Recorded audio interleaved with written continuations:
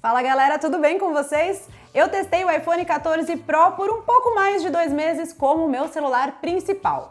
Novo conjunto de câmeras, novo chipset e a Dynamic Island são alguns dos destaques. Mas o que isso muda na vida real, hein?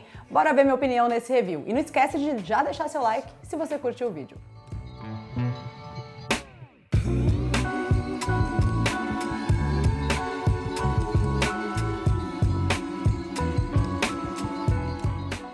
Quando o assunto é Apple, a gente já está acostumado a não esperar grandes mudanças no visual dos aparelhos. E aqui com o iPhone 14 Pro não é nada diferente, né?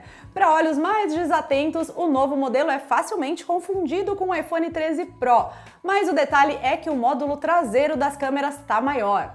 O que não muda é o fato das lentes serem saltadas, desniveladas ali do restante do corpo. Ou seja, na prática, o aparelho ainda fica bambo quando a gente apoia ele numa mesa, por exemplo. O iPhone 14 Pro tá um pouco mais alto, espesso e pesado também, tá? Mas eu adoro o tamanho dele, só acho ainda um pouquinho pesado. A moldura do aparelho é de aço inoxidável e a traseira de vidro tem um acabamento fosco. O modelo vendido nos Estados Unidos também tem uma diferença na estrutura. Ele não tem a gaveta de chip, sendo compatível só com o eSIM.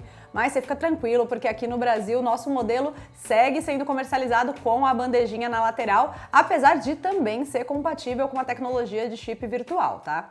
A pegada do iPhone 14 Pro é boa, mas eu ainda tenho aquela sensação de que ele vai deslizar da minha mão a qualquer momento, então eu não dispenso o uso de uma boa capinha como uma boa brasileira. A resistência à água e poeira continua sendo IP68 e o display é protegido pelo já conhecido Ceramic Shield, que é uma tecnologia que incorpora aí aqueles cristais de nanocerâmica na composição do vidro para dar mais resistência para ele. Aliás, ele tem se mostrado duro na queda mesmo, viu? Porque infelizmente eu já tive alguns mini ataques cardíacos com ele caindo no chão sem película, mas sobreviveu incólume. Quando a gente olha para a parte frontal do smartphone, aí vem a novidade visual com a tela ligada, que é a evolução do Notch. A Dynamic Island chega para mudar o jogo e tornar esse entalhe um espaço realmente útil, muito mais do que a simples, bem entre aspas, casa da câmera frontal e do sensor de reconhecimento facial. Bom, eu nunca fui a maior fã do Notch, todo mundo sabe disso, mas eu não posso negar que depois de um tempo de uso você sempre acaba se acostumando com aquele tracinho preto na tela, né? Mas com a chegada da Dynamic Island, ele ganha aí o formato de uma pílula e tem animações bem bonitas e acesso rápido e recursos importantes, viu? A tela do iPhone 14 Pro teve algumas melhorias em relação ao antecessor, mas ainda é uma OLED de 6,1 polegadas, com taxa de atualização de até 120 Hz e uma redução aí de clock para até 1 Hz, o que ajuda na economia de energia e é essencial para o novo recurso de tela sempre ativa. O que a gente vê é um pequeno aumento na resolução. O pico máximo de brilho é de 2000 nits em ambientes externos, o que é uma evolução em relação aos 1200 nits, já muito bons, da versão 13 Pro. Bom, na prática isso significa mais facilidade de visualização em ambientes super iluminados debaixo daquele solão super forte, sabe? O resultado é uma tela extremamente agradável, de altíssima qualidade e que traz aí uma experiência de fidelidade de cores impressionante na hora de você assistir algum conteúdo ou jogar, por exemplo. O iPhone 14 Pro conta também com suporte ao Dub Vision, algo que o atual concorrente Galaxy S22 Ultra da Samsung ainda fica devendo, porque o aparelho da sul-coreana ele oferece suporte ao HDR10 Plus. Durante o lançamento do iPhone 14 Pro, a Apple chamou a atenção para a chegada do recurso Always On Display, que eu citei um pouquinho antes, que nada mais é do que a tela sempre ativa, que a gente já viu em modelos Android há muito tempo, né? Tipo o Samsung Galaxy S7 trouxe essa novidade em 2016, por exemplo. Apesar da falta de ineditismo do recurso, a gente está falando de algo que é funcional para ver informações essenciais na tela de bloqueio. No iPhone 14 Pro, ele vem ativado por padrão, mas pode ser desativado ali nos ajustes. Quando o modo Always On está ativado, a taxa de atualização da tela cai para 1 Hz, que eu falei para vocês, e o brilho é reduzido e o aparelho entra em um modo de baixo consumo de energia quando é bloqueado. Com a tela sempre ativa, ainda dá para ver o papel de parede, o que me dá aquela sensação angustiante de estar drenando a bateria muito mais do que deveria, sabe? E na verdade ele tá mesmo, né? Durante o uso na rotina, eu vou confessar para vocês que eu desativei o recurso na maior parte do tempo. A própria Apple lista momentos em que a tela fica realmente toda escura, sem ver nada, sem mostrar a imagem de fundo, e eu vou deixar aqui na tela para vocês quais são essas situações. Dá só uma olhadinha.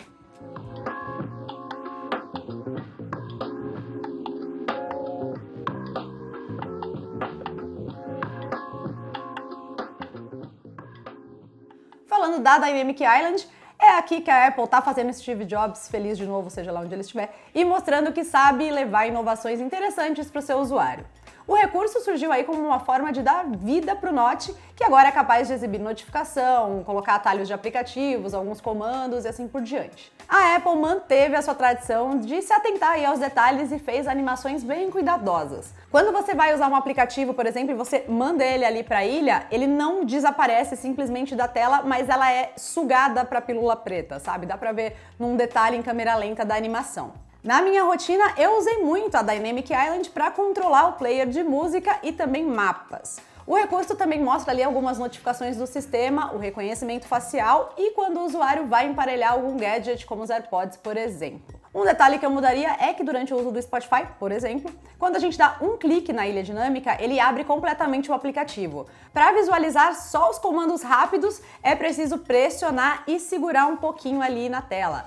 Eu achei esse movimento pouco intuitivo. Também é possível guardar mais de um aplicativo ao mesmo tempo na ilha. A multiatividade da Dynamic Island é apresentada na forma de 2 elementos interativos representando cada um dos apps. Mas quem escolhe qual deles fica no espaço maior ali em destaque é o próprio sistema, o iOS, que entende aí qual seria a informação prioritária entre Spotify e Google Maps, por exemplo. A Apple liberou aí uma API para que os desenvolvedores possam adaptar os aplicativos ao novo recurso, que deve marcar presença nos próximos modelos de iPhone.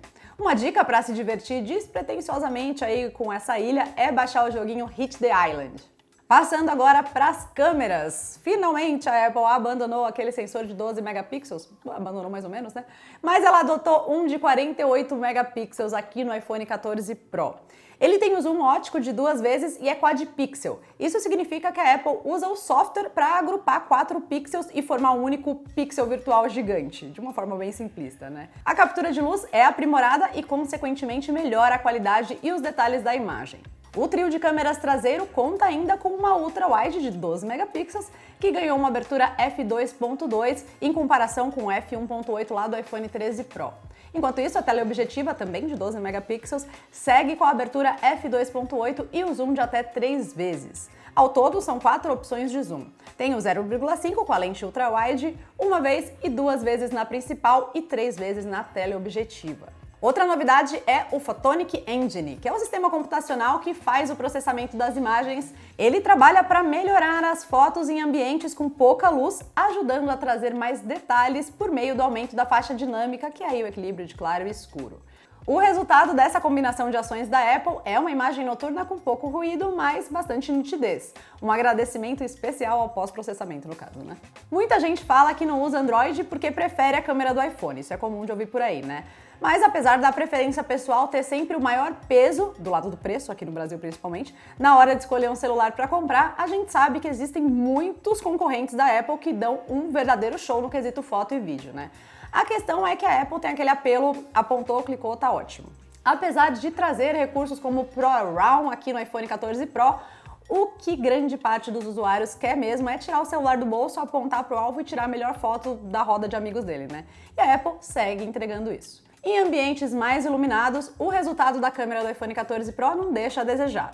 O sensor maior melhora o desfoque de fundo e permite fazer um corte que imita um zoom óptico de 2 vezes. As cores são bem realistas, a saturação não é tão exagerada e a imagem é bem rica em detalhes e com pouco ruído. Já o ultra-wide permite aí capturar mais elementos da paisagem e ainda faz às vezes de macro quando usada para cliques com pouca distância do objeto. Em comparação com o Galaxy S22 Ultra, as cores costumam parecer mais frias em grande parte dos cenários registrados com o iPhone 14 Pro, mas a gente também sabe que a Samsung pode aí trazer um pouquinho mais de calor nas suas câmeras do que a realidade mostra pra gente. Nas configurações, é possível habilitar o modo ProRAW, que captura mais, mas também ocupa um baita espaço, viu? Uma foto pode chegar até 100 mega. A vantagem de ter essa imagem crua de 48 megapixels é que você pode ter um recorte com muito mais detalhes. A câmera frontal de 12 megapixels tem abertura de f1.9, foco automático, amém? E um modo retrato que faz aí um contorno bem decente do rosto ao desfocar o fundo. Bom, de uma maneira geral, ela não traz aí um grande salto em relação ao já muito bom iPhone 13 Pro nesse quesito de câmera. Quando usado para vídeos, o conjunto traseiro de lentes é capaz de filmar em 4K e 60 fps, além de oferecer aí um zoom mais suave durante a gravação. O modo cinema agora também tem resolução 4K, mas com 30 quadros por segundo e faz aquele efeito bonito de desfoque de fundo, sabe? O resultado é muito agradável e dá uma sensação mais profissional para essas capturas, desde que a gente esteja falando de rosto, tá? Já que ele tem dificuldade em abordar aí outros temas no primeiro plano. Já o modo ação traz uma super estabilização para cenas em movimento sem aquela tremedeira. Para acionar ele é só clicar no ícone que aparece quando a gente entra no modo vídeo. Ele faz um recorte no cantinho da imagem original, ou seja, se está gravando em 4K, ele faz o vídeo em 2,8K e até 60 fps.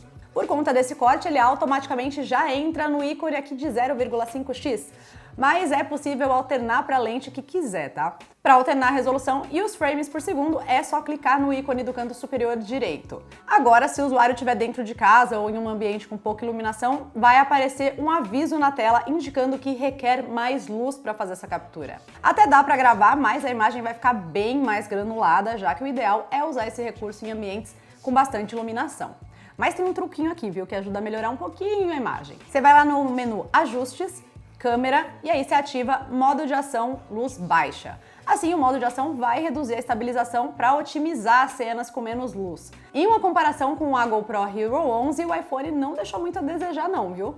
Falar do desempenho de um iPhone é chover no molhado, né? A gente sempre espera o melhor, até pelo preço que é cobrado por isso, mas aqui a gente tem uma evolução no chipset, que é o novo A16 Bionic de 4 nanômetros da própria Apple.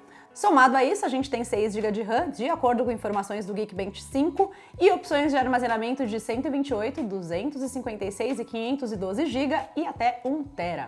No papel, o chip tem um novo mecanismo para rodar o recurso de tela sempre ativa, um novo processador de sinal de imagem e mais eficiência energética. Na prática, o A16 Bionic consegue lidar com tarefas complexas sem travar, como edição de vídeo em tempo real, inclusive nas gravações em 4K ProRes. A bateria do iPhone 14 Pro não é seu ponto alto não, viu?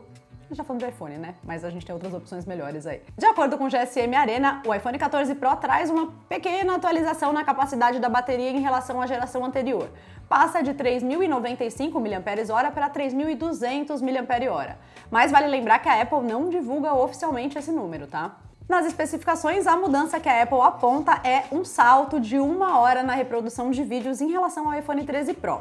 22 horas no anterior contra 23 horas aqui no iPhone 14 Pro. Na vida real, a bateria chega a durar um dia de uso moderado sem demandar muito do celular, né? Com o Always On Display ativado, a queda no rendimento também é notável e chega a consumir aí cerca de 10% mais bateria. Com carregador de 20 watts, que não vem na caixa, a bateria demora mais de 1h30 para chegar até 100% de carga. No final das contas, se você quer ficar mais tempo longe do carregador, provavelmente vai ter que apostar na versão Max do iPhone 14, viu? Bom, é impossível dizer que o iPhone 14 Pro não é um baita smartphone, né? Mas a gente está falando de um modelo que custa pelo menos R$ 9.499, o modelo de 128 GB aqui no Brasil. Então a gente deve colocar algumas coisas na balança, né? O conjunto de câmeras não deixa a desejar tanto para amadores e nem mesmo para quem quiser fazer um uso um pouquinho mais profissional do dispositivo móvel, principalmente graças ao ProRAW de 48 megapixels. A Dynamic Island é um recurso muito legal, mas que ainda não vai ser o grande diferencial na sua rotina, tá? E com certeza deve estar presente aí em novos próximos modelos de iPhone. A bateria poderia ser melhor, mas o modo cinema em 4K permite fazer vídeos bem legais e o desempenho do aparelho é impecável. No final das contas, a atualização pode ser muito mais valiosa para quem tem um iPhone 12 ou um modelo anterior, já que o salto em relação ao iPhone 13 Pro ainda não vale o investimento, tá? Pensando na concorrência, em fevereiro, logo aí batendo na nossa porta, a Samsung vai anunciar os novos Galaxy S23.